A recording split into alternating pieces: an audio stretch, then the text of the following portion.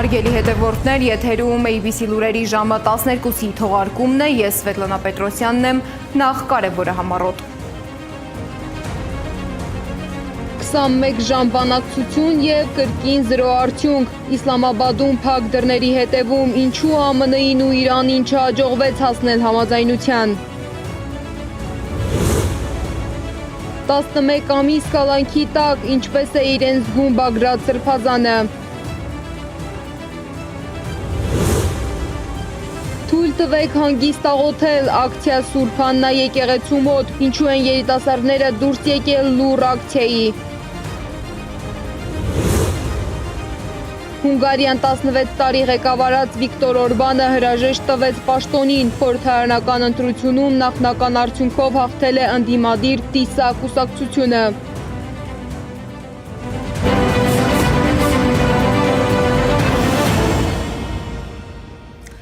Երևանում 3 հորդառատ անձրևը մի քանի ժամով կրկին կաթվածահար էր արել քաղաքի որոշ հատվածներ։ Հատկապես ծանր վիճակում էր Նոր վարչական շրջանը։ Փողոցները բառացիորեն վերածվել էին ջրով լցված գետերի, իսկ մեքենաներից շատերը պարզապես մնացել էին ջրի մեջ։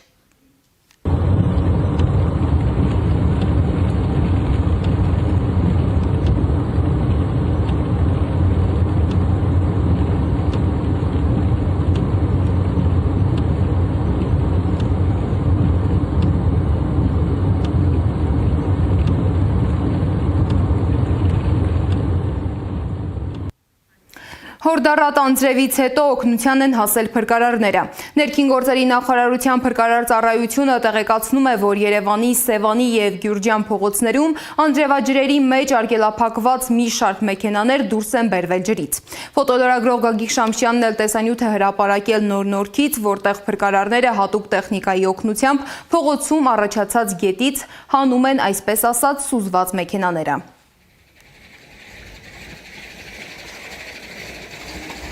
Ստեղ են ասում, բարի և։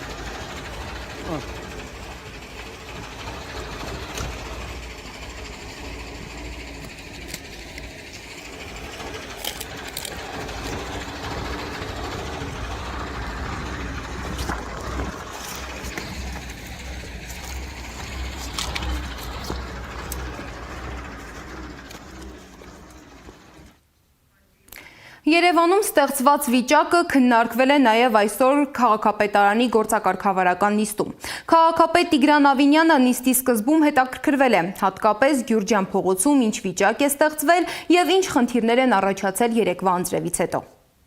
Գյուրջան փողոցում այս գիշեր տեղացած անձրևների հետևանքով ջրի կուտակումը տեղի ունեցել, որի հիմնական պատճառը նա է, որ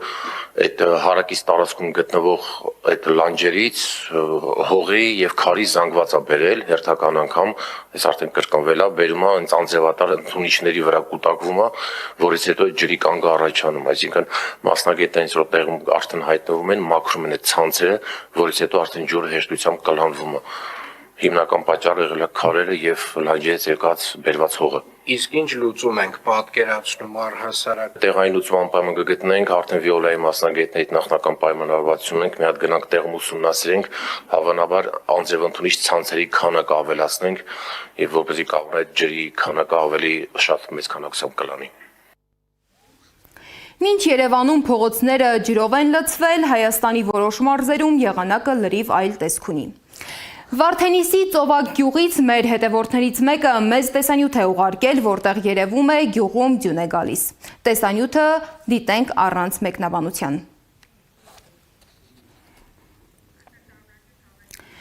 Տեսանյութը կցուցադրենք ավելի ուշ, իսկ հիմա քաղաքապետարանի նիստում խոսվել է նաև հանրային տրանսպորտի մասին։ Քաղաքապետ Տիգրան Ավինյանի խոսքով նախորդ շաբաթվա միջինացված տվյալներով Երևանում հանրային տրանսպորտից օգտվողների թիվը նկատելիորեն աճել է։ Քաղաքապետի խոսքով սա վկայում է, որ քաղաքում իրականացվող տրանսպորտային փոփոխությունները տալիս են իրենց արդյունքը։ Մենք ունեցել ենք մի քանի միջադեպեր, մեկ կոնկրետ հենց շատ տհաճ միջադեպ, որը վերածվել է կռվի եւ հարձակում է եղել վարորդի վրա։ Ես գիտեմ, որ 3 անձինք ձերբակալվել են եւ ոնց որ 4-րդն էլ անցնում է համապատասխան գործով։ Ես ուզում եմ վստահ լինել, որ այդ անձինք պատժվելու են խստագույնս։ Եվ իրականում որևէ ոտնձգություն վարորդների նկատմամբ դա միայն անհատ անձի նկատմամբ ոտնձգություն չէ։ Դա ոտնձգություն է քաղաքի նկատմամբ, դա ոտնձգություն է այս ամբողջ համակարգի նկատմամբ եւ ուզում եմ բոլորը իմանան, մեր վարորդները առաջին հերթին, որ մենք նրանց հետ ենք եւ մենք նրանց կողքին կանգնած ենք, իսկ բոլոր այն մարդիկ, ովքեր որ գիտեք, ոնց ասեմ, չվճարող մարդը աչքերը կախ ամոթից գետինը մտնելու փոխարեն հələ մի հատ է ելույթներ ա ունենում, հələ մի հատ է հորթուբորթ ա գալիս, հələ մի հատ էլ ագրեսիվ ա։ Եվ մենք ենք մեղավոր, մենք բոլորս։ Նաև սիրելի երևանցիներ, ամենայն սիրով եւ հարգանքով բոլոր պարտաճանաչ քաղաքացիները։ Դիտենք խոստացված տեսանյութը, որը մեր հետևորդներից մեկն է ուղարկել Ծովակ գյուղից։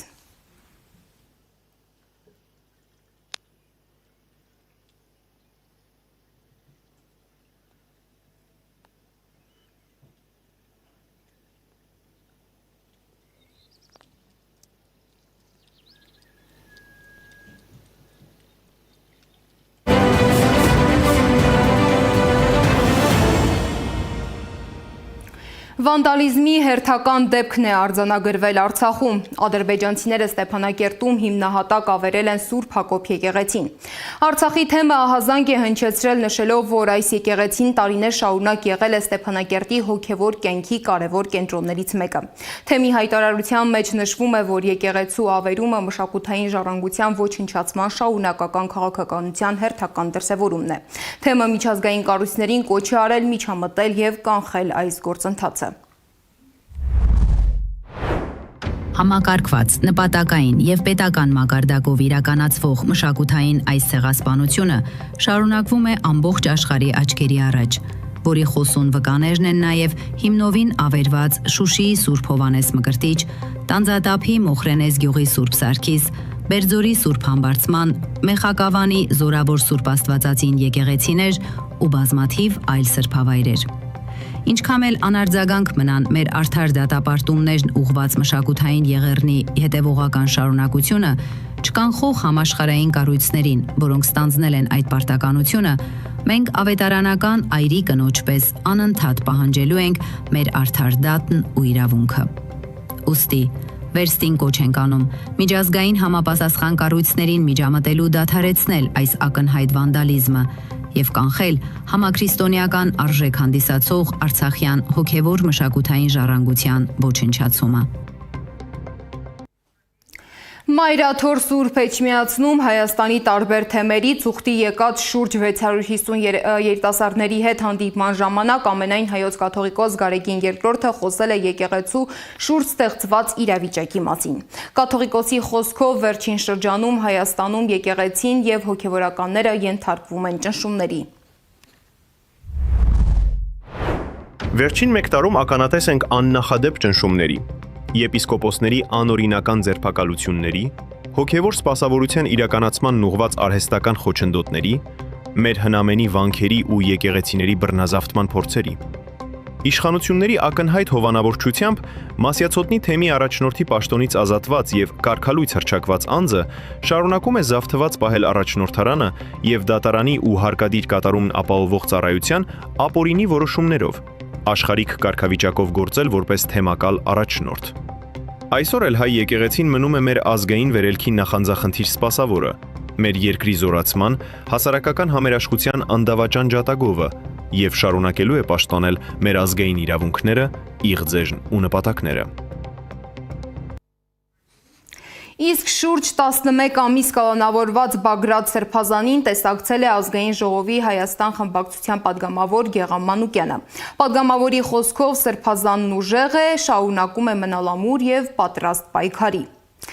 Սրբազանի նույն գործով անցնող ազգային ժողովի Հայաստան խմբակցության падգամավոր Արթուր Սարգսյանը կմնա տնային կալանքի տակ։ Փաստաբանի խոսքով վերաքննիչ քրեական դատարանը մերժել է պաշտպանական կողմի բողոքը падգամավորի տնային կալանքը երկարաձգելու վերաբերյալ։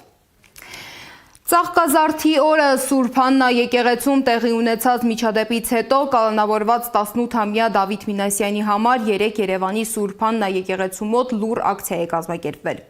Ակցիան կազմակերպել է Հայաքվե ազգային քաղաքացիական միավորումը։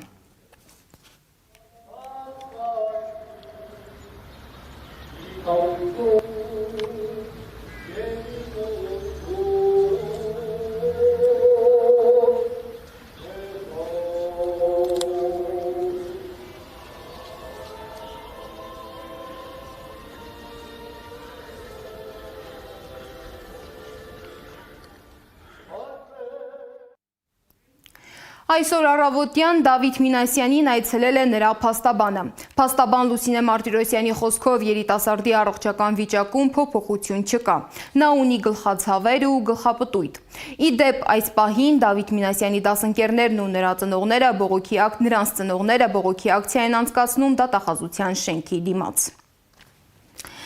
Շիրակի սահմանամերձ գյուղերում կյանքը կամաց-կամաց մարում է։ Երբեմնի մարդաշատ եւ աշխույժ այս բնակավայրերում այսօր լռություն է տիրում։ Գյուղացիները պատմում են, որ աշխատանքի հնարավորությունները սահմանափակ են, սոցիալական պայմանները դժվար, իսկ ենթակառուցվածքային խնդիրները դեռ լուծում չեն ստացել։ Այս ամենը մարդկանց կանգնեցնում է բարդ ընտրության առաջ՝ մնալու պայքարել, թե հեռանալ հանուն ավելի կայուն կյանքի։ Սեդա Մակարյանն է եղել այդ գյուղերում եւ խոսել բնակիչների հետ։ Չկա աշխատանք, ասֆալտ, խանութ, նույնիսկ հիվանդանոց։ Մեկ բառով Շիրակի մարզի սահմանամերձ համայնքներում ապագա չկա։ Բնակիչներն են պատմում, երիտասարդները հեռանում են գյուղերից, նրանք իրենց ապագան չեն կապում ծննդավայրի հետ։ Այս բնակավայրում հարսանիքներ քիչ են լինում, երեխաներ քիչ են ծնվում։ Այստեղ կյանքը ավարտված ֆիլմ է հիշեցնում։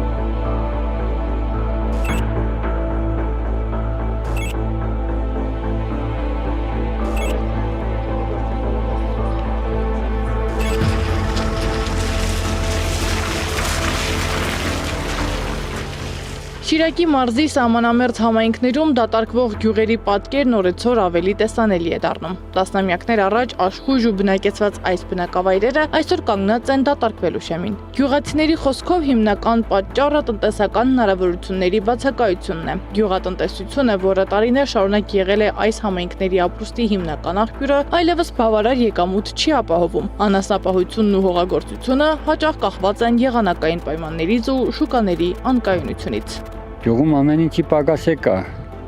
աշխատատեղի պակաս է կա, հետո կոմունալ պայմաններից գազն է բացակայում, որը խիստ անհրաժեշտ է ժողովրդին, ճանապարհների վիճակը տեսակ ինչ վիճակում է,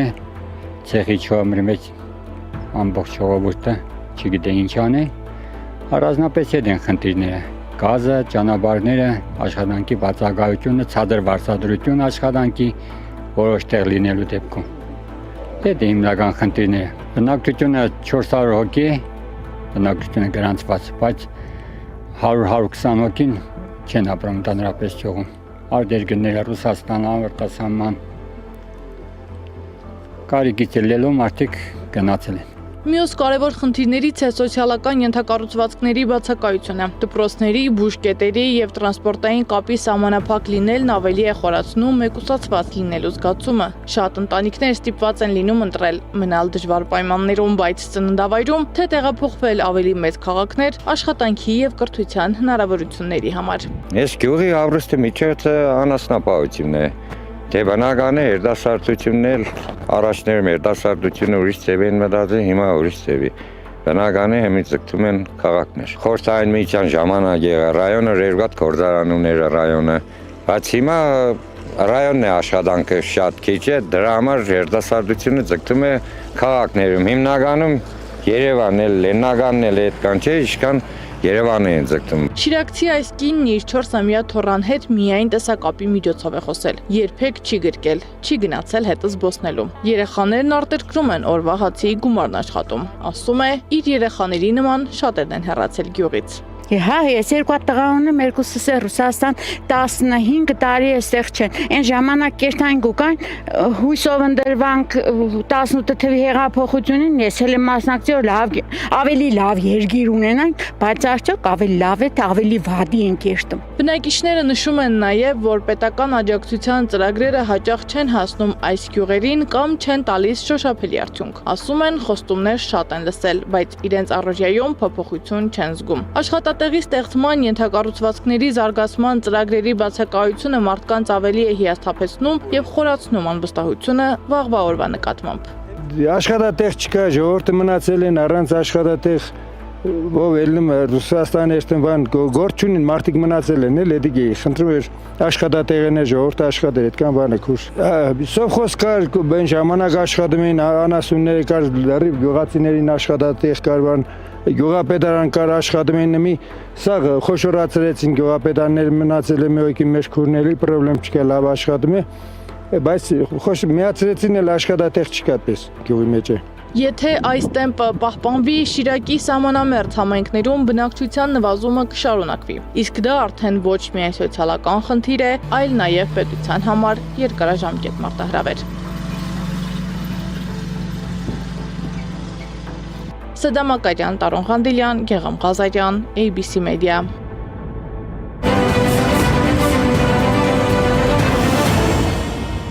Պակիստանում անցկացված Իրան-ԱՄՆ բանակցությունները, որոնք տևել են ավելի քան 21 ժամ, ավարտվել են առանց որևէ համաձայնության։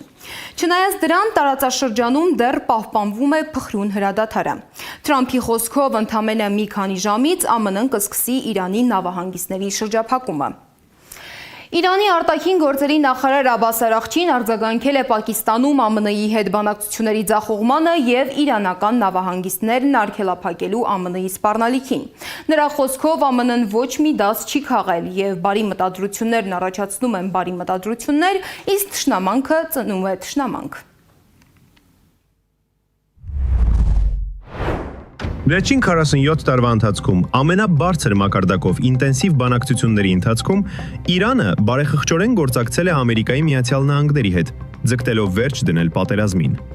Բայց երբ Իսլամաբադի փոխըմբռնման հուշագրի ստորագրմանը մնացել էր ընդամենը 1 քայլ,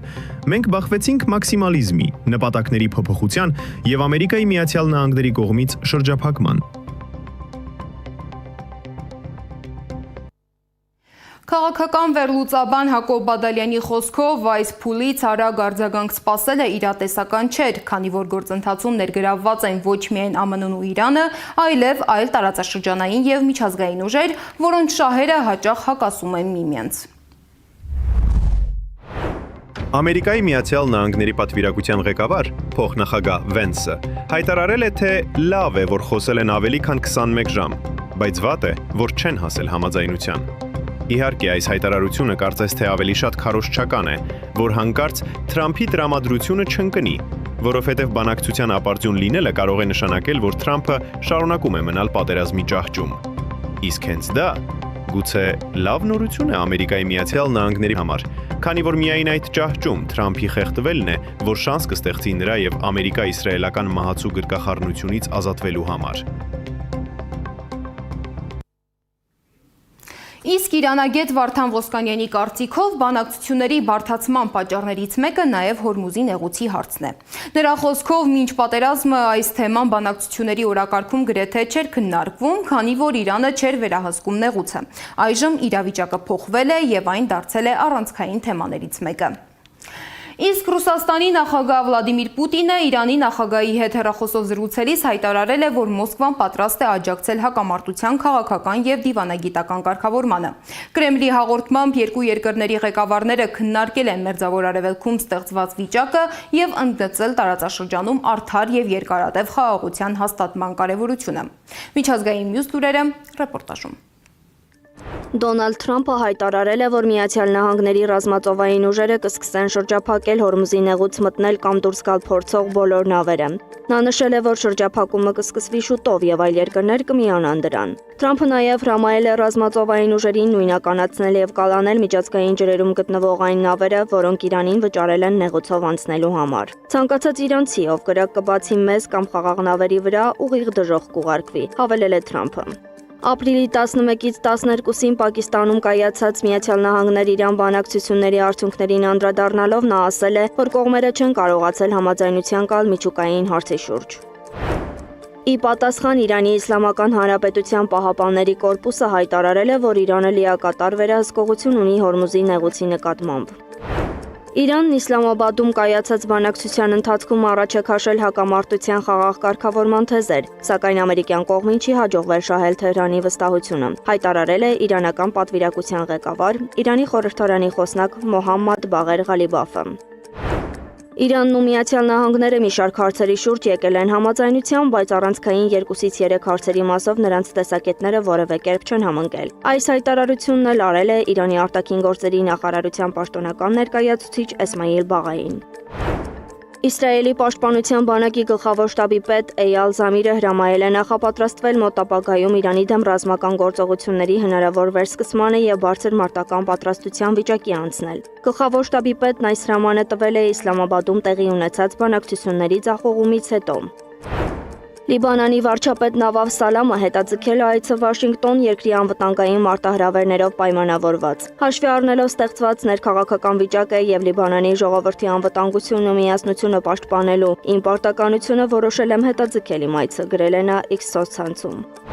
Թուրքիայում դատախազությունը պահանջել է ՑՄՀ ազատազրկում Իսրայելի վարչապետ Բենյամին Նեթանյահուի համար, որը հեռակա ձերբակալվել է ցեղասպանության եւ մի շարք այլ հանցագործությունների մեղադրանքով։ Դատախազությունը պահանջում է ՑՄՀ ազատազրկում եւ 1102-ից մինչեւ 4596 տարվա ազատազրկում 35 մեղադրյալի համար, այդ թվում Նեթանյահուի, Իսրայելի պաշտպանության նախարար Իսրայել Կացի, իսրայելցի այլ պաշտոնյաների համար։